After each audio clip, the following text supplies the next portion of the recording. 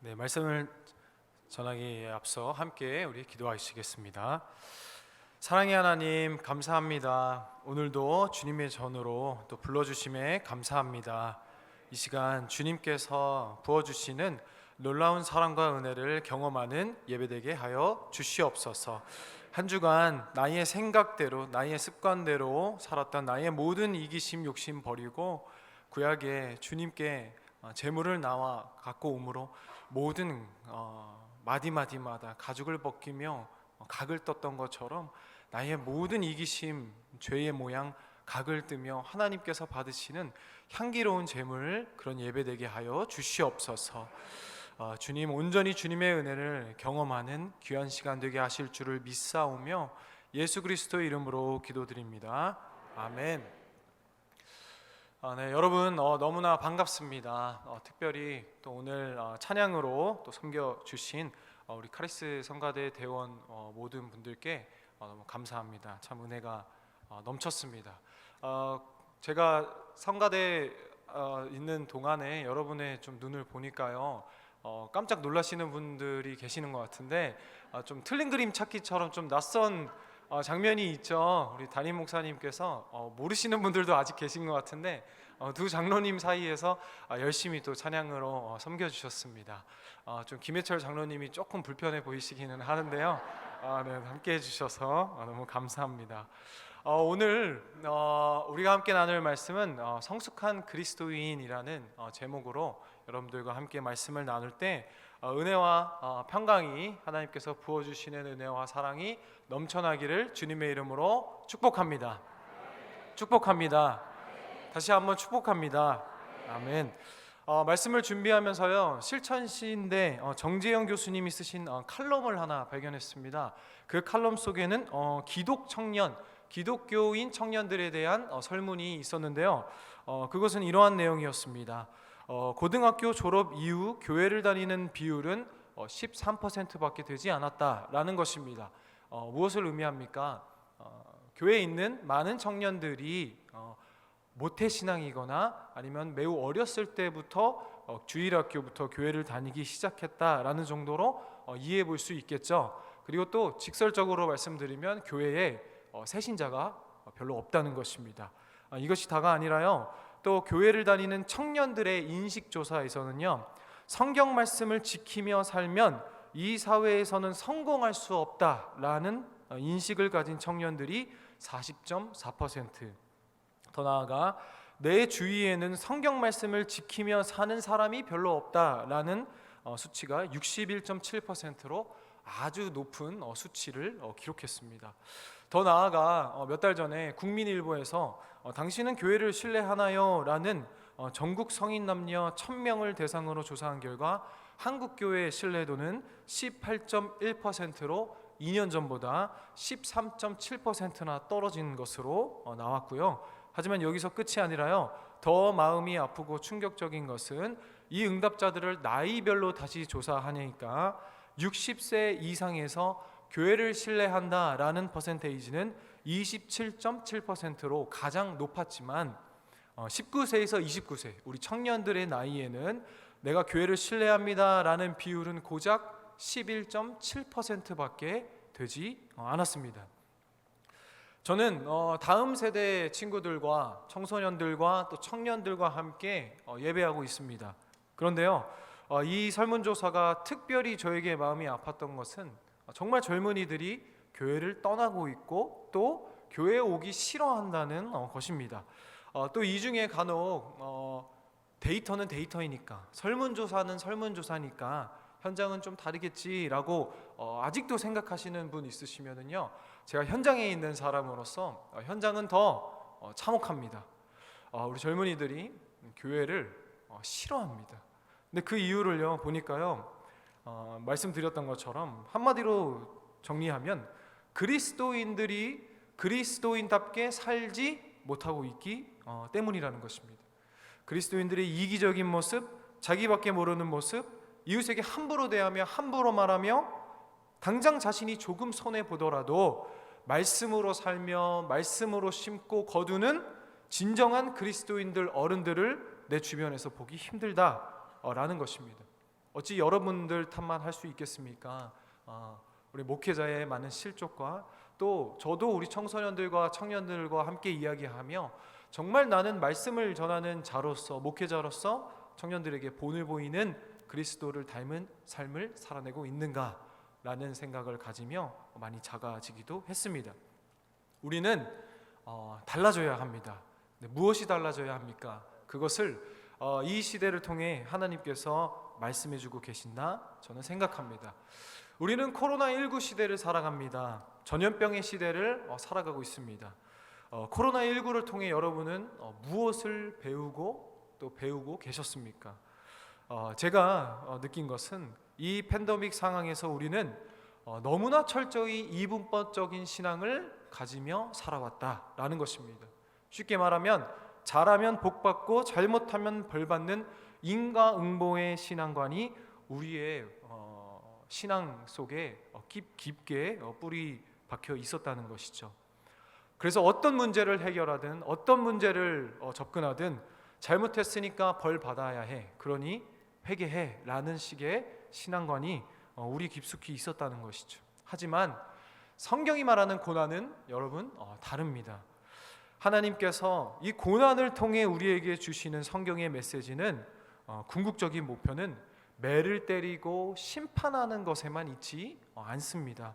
우리를 흔들어 하나님께서 허락하신 이 고난은 다음으로 넘어갈 길이 있다는 것을 우리에게 알려줍니다. 고난을 통해 우리는 더욱 성숙해져 갑니다. 고난을 통해 여태껏 우리가 있었던 자리에서 다음으로 넘어가야 합니다.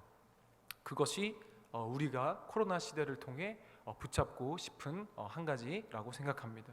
그러면 우리가 이 고난의 시대를 통해 어떻게 넘어가야 할 우리의 넥스트 스텝은 무엇일까요? 그것을 오늘 말씀을 통해 한번 나눠보기를 소망합니다. 13절은 이렇게 시작합니다. 우리가 다 하나님의 아들을 믿는 것과 아는 일이 있습니다. 근데 여러분, 이 자리에 계신 모든 성도님들은 우리가 하나님의 아들을 믿는 것과 아는 것은 다 되죠. 그런데 우리가 놓친 것이 있었습니다. 그것은 온전한 하나님의 사람이 되는 것, 그리고 그리스도의 장성한 분량에 이르는 것까지가 우리가 되지 않았던 것이죠. 그것을 오늘 본문 말씀을 보면은요, 온전한 사람이라는 이 단어 속에 헬라어 단어 사람이라는 단어는 원래 안트로포스입니다. 신약 성경에 사람이라는 단어가 거의 70%, 80%가 이 헬라어 안트로포스로 기록되었는데요. 오늘 본문 말씀은 헬라어 안트로포스가 아닌 아네르라는 단어로 사용되었습니다. 같은 사람이라는 단어인데 이 단어는 약간 좀 의미가 다릅니다.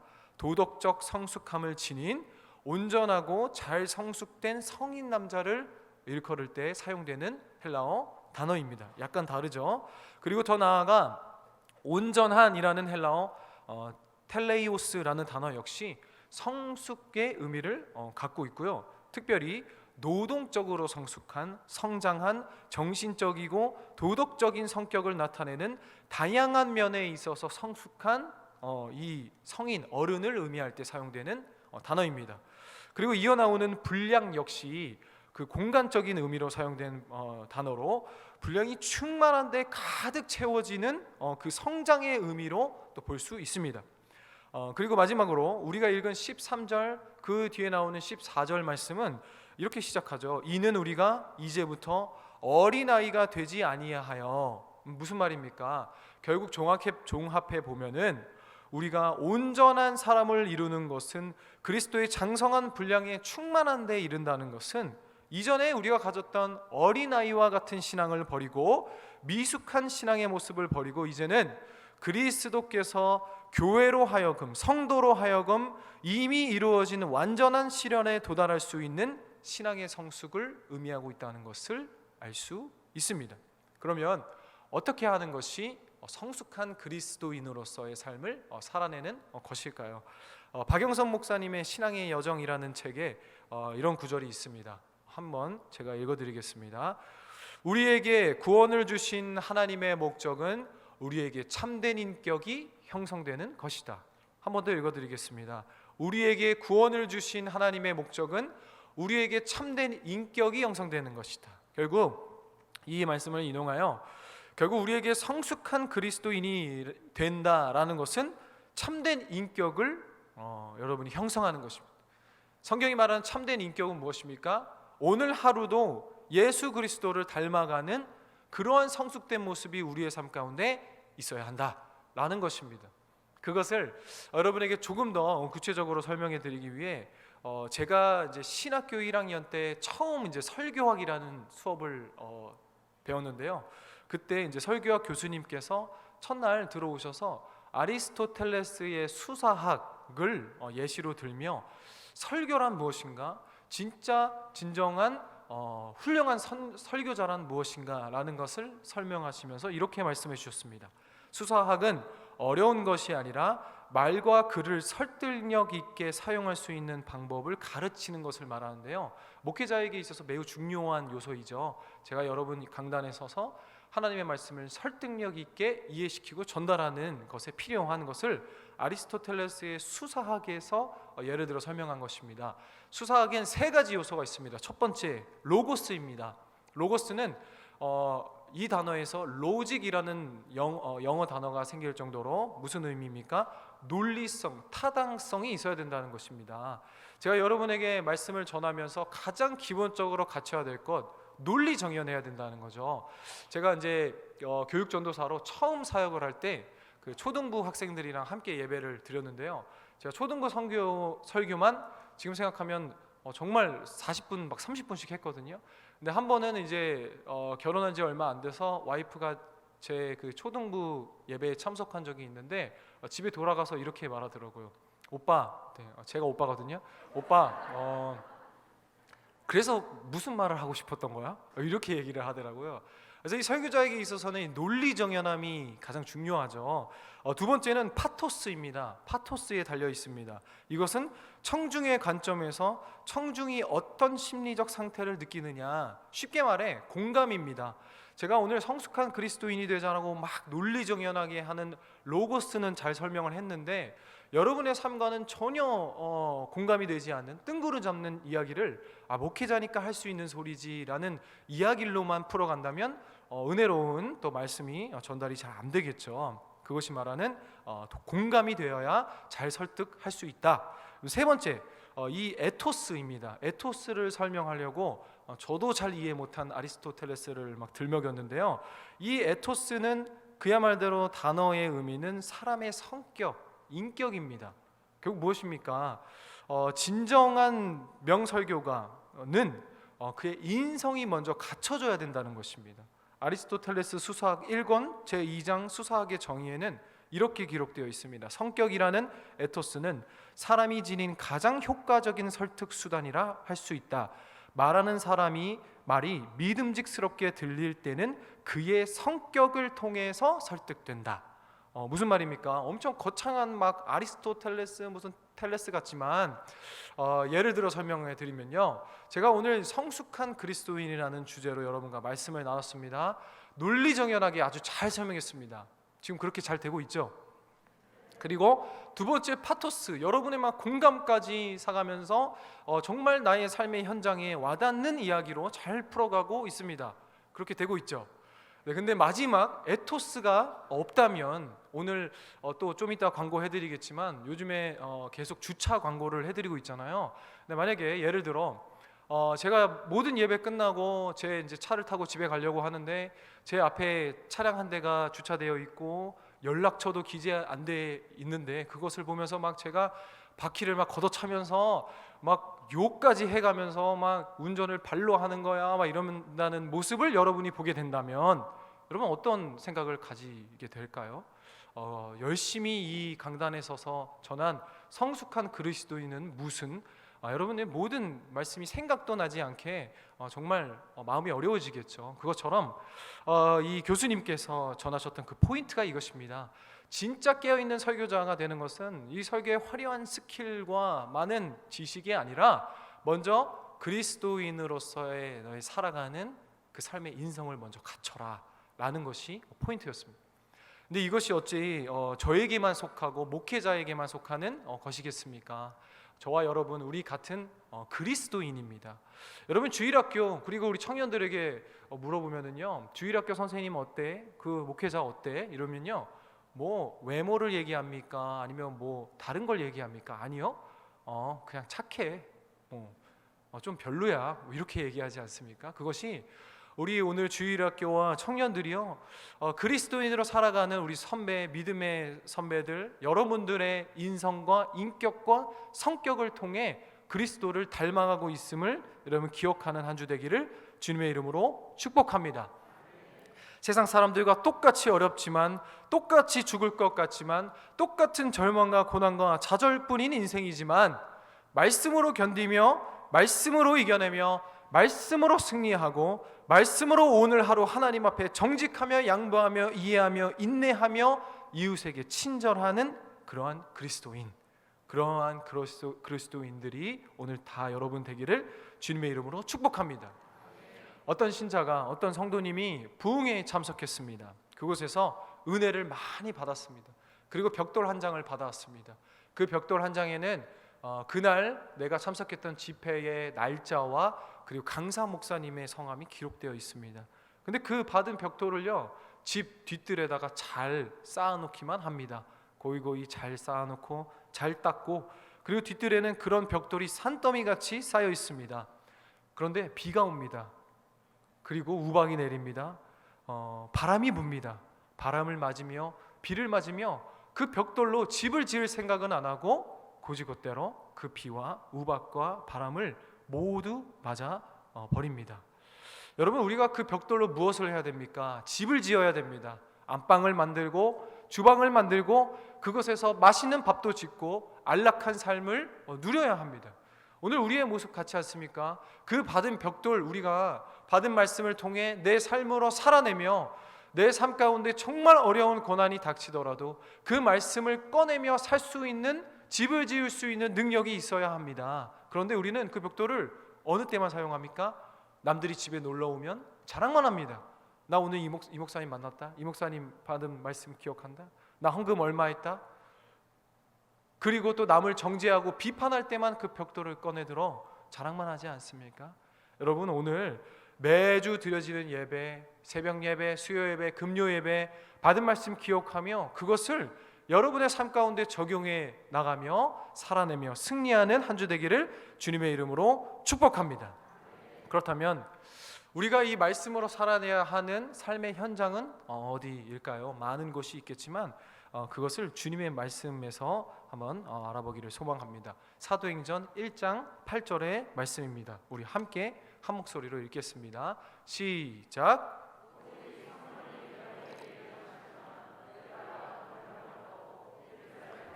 온 유대와 사마리아와 땅끝까지 이르러 내 증인이 되리라 하시니라. 주님께서 부활하신 모습을 제자들에게 보이시고 마지막 하셨던 말씀이죠. 너무나 유명한 말씀입니다.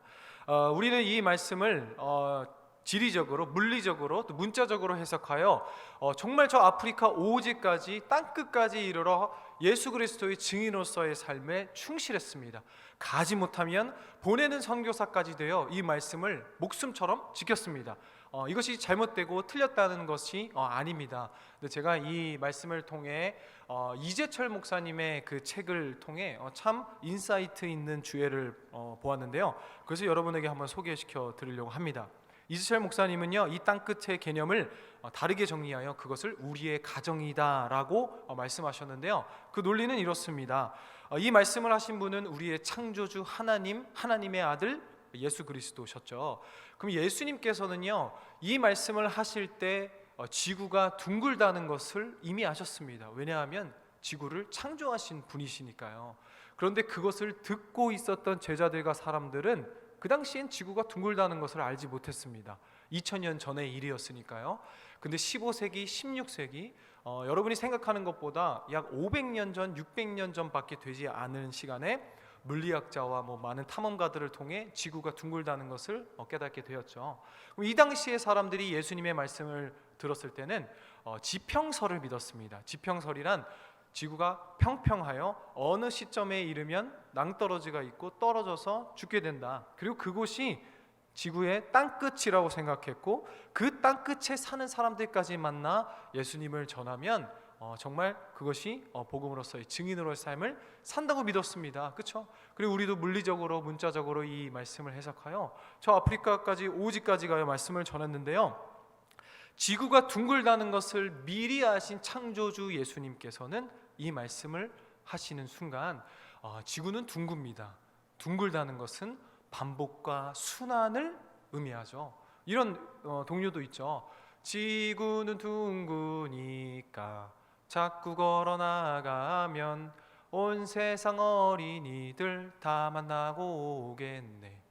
계속 돌고 돌아 내가 출발한 그 시점에서 온 세상 어린이들 다 만나고 돌아오는 나의 땅끝, 나의 마지막 종착지는 어디입니까? 바로 우리의 가정, 우리의 일터, 우리의 교회, 그리고 더 구체적으로 나의 사랑하는 아내, 남편, 자녀, 반복하여 만나는 여러분의 일터의 상사, 후배, 그리고 지금 옆에 계신 교회 공동체의 일원들, 그것이 우리의 땅끝이라는 것입니다. 더 나아가 하나님께서는, 주님께서는 오늘 땅끝책에 있어서 너의 증인이 되어라 라고 말씀하셨습니다. 증인은 헬라어로 마르티스라고 합니다. 그 마르티스에서 영어 단어 말더이라는 순교자가 파생되었습니다. 결국 무엇을 의미합니까? 정리하면 나의 사랑하는 땅끝, 내 아내, 내 사랑하는 남편, 자녀들에게 있어서의 증인, 예수 그리스도의 복음을 증거의 삶으로 드러내는 마르티스의 삶이 말덜 순교자가 되리만큼 힘들다라는 것입니다. 여러분, 뼈를 깎는 고통이 있을 수 있습니다. 눈에 피눈물을 흘리는 고통이 있을 수 있습니다. 하지만 오늘 여러분의 삶 가운데 주님께서 허락하신 여러분의 땅끝에게 이르러 마르티스, 증인으로서의 삶을 살아내기를 주님의 이름으로 축복합니다. 그러면 우리가 사실 열심히 내가 살아낸다고 하지만 그것이 되어집니까? 아니요. 우리 너무나 잘 알고 있죠. 그것이 얼마나 힘든 것이고 내 의지로 되지 않는다는 것을 우리 너무나 잘 알고 있습니다. 그러면 어떻게 되어져야 하는 것일까요? 그것을 박영선 목사님의 또 다른 책, 안목이라는 책을 인용을 해보게 될 텐데요. 글이 좀 깁니다. 그래서 제가 화면으로 준비했습니다. 눈으로 따라오시고 글이 좀 작지만 또 귀로 따라오시면 감사하겠습니다. 땅에 씨를 심어 그 씨가 자라면 땅의 정체가 바뀝니다. 땅에 꽃씨를 심어 꽃이 피면 그 땅을 꽃이 핀 밭이라 부르지 않고 꽃밭이라고 부릅니다. 땅이 그 꽃씨를 키워 꽃을 피우느라 땅 전체가 꽃밭이 된 것입니다. 땅에 꽃이 피면 그 땅의 속성이 바뀌어 꽃밭이라고 불리게 되듯 우리 안에 예수를 품으면 우리의 정체성은 예수 믿는 사람이 되는 것입니다. 예수를 믿으면 그리스도인이라 불립니다. 우리라는 존재가 아무개로 불리지 않고 예수 믿는 사람, 즉 그리스도인으로 불리는 것입니다.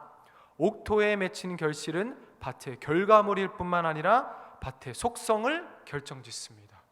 여러분, 무슨 의미입니까? 다시 쉽게 여러분 설명드리면, 세상 사람들이 우리를 대할 때 나를 아는 사람은 능이야, 조능아 라고 부르지만 나를 모르는 사람들은 우리를 뭐라고 봅니까? 그리스도인, 그리스도를 믿음으로 그리스도를 담는 사람들 그리스도인이라 부르게 된다는 것입니다. 다른 의미로요, 여러분 여기 컵이 있죠. 근데 컵을 우리가 컵이라 부릅니다. 그렇죠?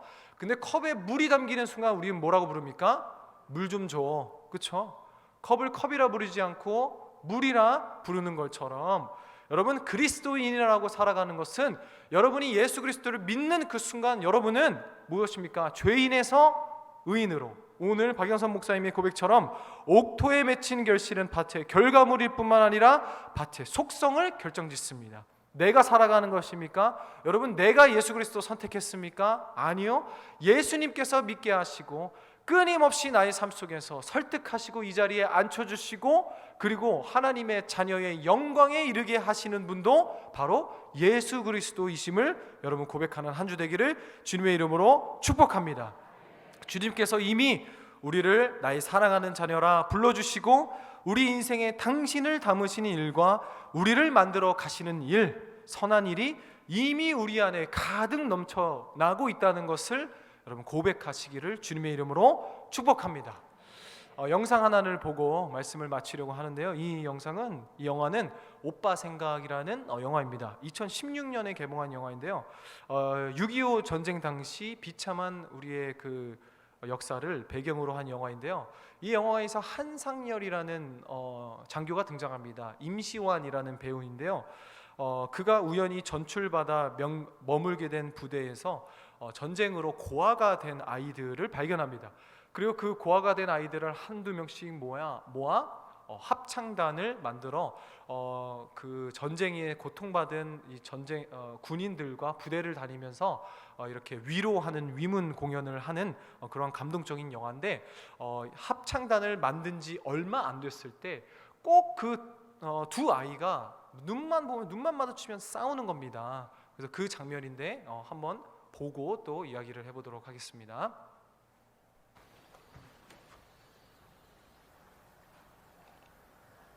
좋아. 오동구, 데니보이, 박준식, 애니롤이 동시에 부른다. 둘 중에 음이나 가사 틀리는 사람이 지는 거야. 선생님, 라 좀 쳐주세요. 첫음 이 높이로 맞춰서 할 수 있겠어? 네. 하나, 둘, 셋. 암흑달들의 비소리가에 산골짜마저 흘러나오고 여름이 가고 해질 떨어지니 너도 언제나 나도 가야지. 저 옥장에 나만 나는 산세월 들었어도 나 그리워래 여기 살리라. 아목동아 내 사랑아.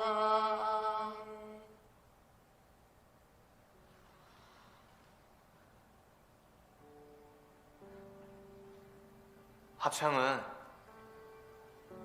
서로 다른 음을 불러서 화음을 이루는 거야. 이렇게 서로 다른 음이 사이좋게 어울리면 지금처럼 멋지고 아름다운 노래가 되는 거다. 싸우고 싶으면 싸워.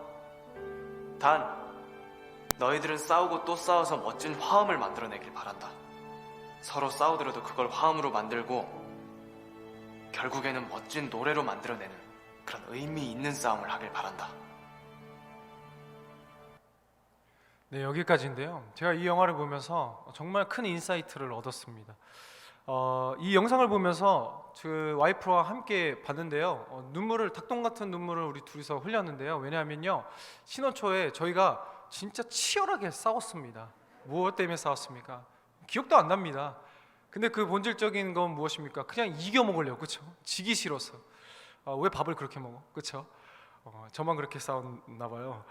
근데 여러분, 결혼 생활이 참 힘듭니다. 근데 왜 힘듭니까? 비록 투닥거려도 늘 함께 해야 하기 때문에 힘든 거죠. 정말 사랑한 두 남녀가 결혼해서 함께 가정을 이루는데요. 왜 이렇게 싸우는 걸까요? 결혼은 끝이 아니라 시작이기 때문입니다. 여러분이 더 잘 아시죠? 결혼은 끝이 아니라 시작입니다. 그 이유를 살아내야 하는 것이죠. 결혼 생활이 왜 힘듭니까? 서로 다른 두 남녀가 만나 가정을 이루는 것이 하나님의 뜻이기 때문에 힘들고요. 결혼을 통해 하나님께서 두 사람을 단련시키고 다듬으시고 그 다듬으심 속에 놀라운 존재로 성숙한 하나님의 자녀로 만들어내는 것이 성경이 요구하는 바이기 때문입니다. 사람이 자신의 성질을 죽이고 자신의 권리를 유보한다는 것은 이처럼 위대한 일입니다. 여러분, 하나님께서 결혼을 통해 우리 인생에 이 일을 하심과 같이 성도가 되는 것도, 성숙한 그리스도인이 되는 것도 마찬가지입니다. 예수 그리스도를 내 마음에 담아 그리스도인으로 산다는 것은 그것으로 끝나는 것이 아니라 이제 시작이라는 것입니다. 요한계시록을 보면요, 하나님께서는 우리에게 어린 양의 혼인잔치에 참여하라고 하시죠. 신랑을 예수 그리스도로, 그리고 교회를 그분의 신부로 소개합니다. 교회가 누굽니까? 바로 여러분, 우리 한 사람 한 사람들입니다. 그래서 여러분, 그리스도인 신앙 생활을 해 나간다는 것은 결혼 생활을 하는 것만큼 힘듭니다. 예수 그리스도와 함께 결혼 생활을 해가는 것입니다. 결혼을 통해 제가 배운 것이 무엇인지 아십니까, 여러분? 옳은 말을 해서 항상 덕을 세우는 것은 아니구나. 그리고 항상 해줘야 하는 말이 있는 것은 아니구나. 여러분, 예수 그리스도와 함께 결혼 생활을 해 나가면서 하나님 안에서 성숙해져가는 인격, 성숙한 예수 그리스도를 내 삶의 한 부분이라도 싸우며 다투며 깨지며 부서지며 배워가는 것, 그것이 진정한 성숙한 그리스도인인 줄을 믿습니다. 영상에 보셨던 것처럼 두 아이가 죽도록 싸웁니다. 하지만 애니로리, 데디보이 서로 완전히 다른 각자의 노래를 불어가는데 이 아이들의 표정이 달라지기 시작합니다. 왜인가요? 두 각자의 다른 노래가 하나의 아름다운 하모니가 되어가기 시작하기 때문입니다. 임시완 배우가 뭐라고 합니까? 싸워라. 하지만 그 싸움이 의미 있는 싸움이 되게 해라. 여러분, 저는 이 영상을 통해 주님께서 저에게 하시는 말씀처럼 들렸습니다. 여러분, 오늘 주 안에서 성도님들 각자의 인생의 노래를 여러분의 각자의 자리에 최선을 다해 부르십시오. 저와 제 아내가 그랬던 것처럼 저 영화 속 아이 중 한 명이 뇌가 된다면 그 나머지 한 명이 여러분의 땅끝이 될 수도 있습니다. 하지만 여러분, 치열하고 열심히 싸우십시오. 하지만 이 세상에 사라질 것들에 대한 나의 욕심과 유익을 위해 싸우는 것이 아니라 오늘 하루도 그리스도를 닮아가는 그 인격을 소유하기 위해 내 안에 있는 수많은 정욕과 탐심과 욕심과 좌절과 실망과 유혹들로부터 처절하게 싸우십시오. 주님께서 우리 부부의, 우리 가정의, 우리 교육부서 자녀들의, 우리 반월교회 성도님들의 모든 한 사람 한 사람 그 주 안에서 싸워가는 그 선한 싸움을 하나님께서 이 세상 가장 완벽하고 아름다운 하모니가 되게 하실 줄을 믿습니다. 우리 주 예수 그리스도 안에서 그를 닮는 성숙한 믿음만이 쫓아 넉넉히 사십시오. 승리하는 한 주 되기를 주님의 이름으로 축복합니다. 우리 함께 찬양할까요? 나는 믿네 라는 찬양인데요, 우리 함께 찬양하며 또 기도하는 시간 갖도록 하겠습니다.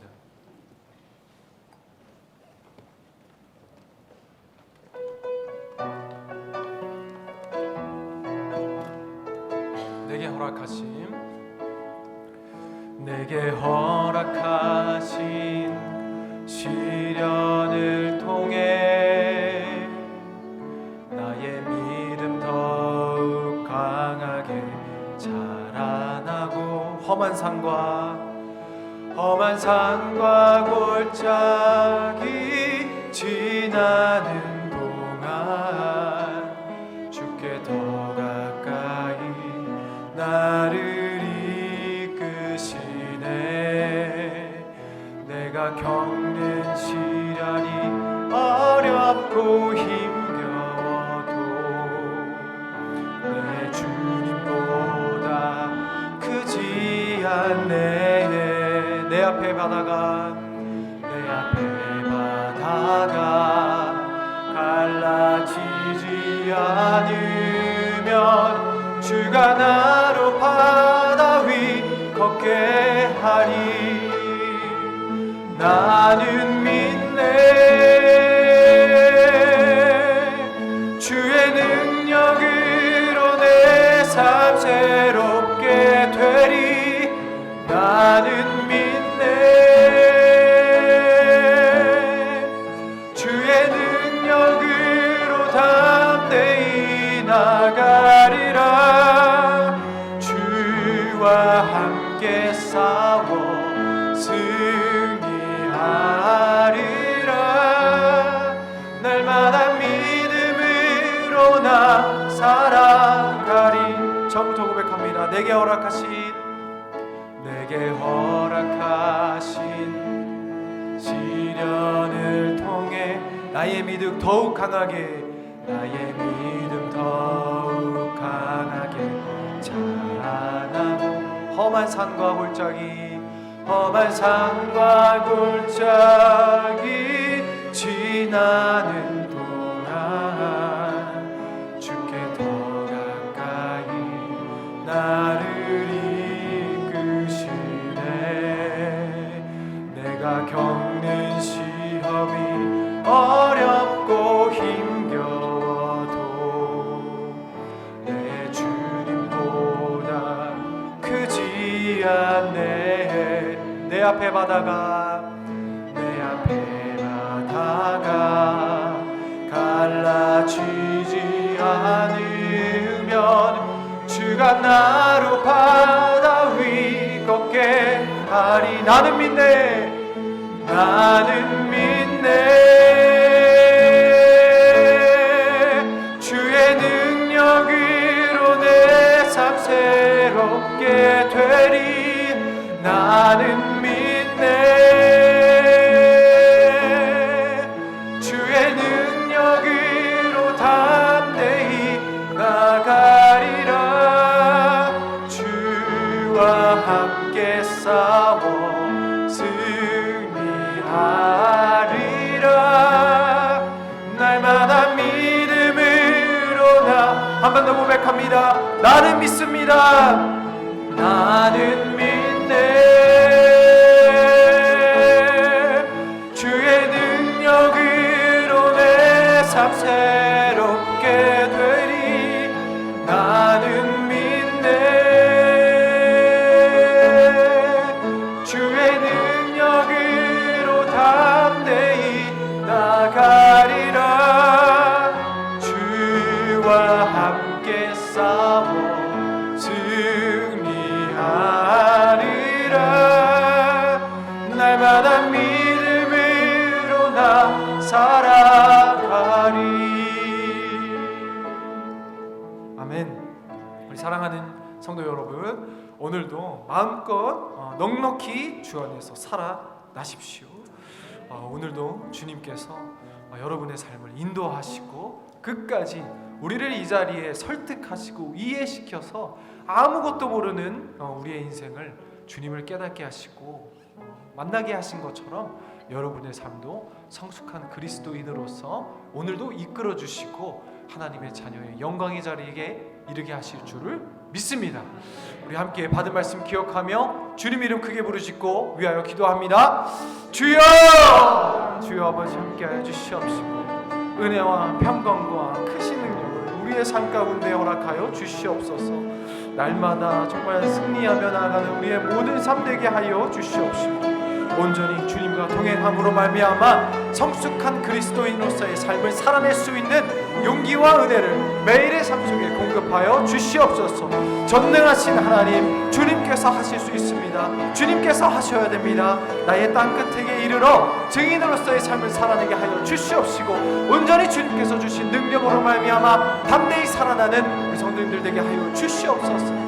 많은 젊은이들이 교회를 떠나고 있지만 온전히 깨어있는 하나의 인격이 내가 되게 하여 주시옵시고 온전히 주님 앞에 나아가고 정직함으로 인내하며 오래 참음으로 사랑하며 내게 주어진 삶의 터전에서 나의 삶의 땅끝에서 주님의 말씀으로 살아낼 수 있는 은혜와 능력 또한 내 삶 가운데 허락하여 주시옵소서. 아버지 하나님 감사합니다. 인도하여 주시옵소서. 이끌어 주시옵소서.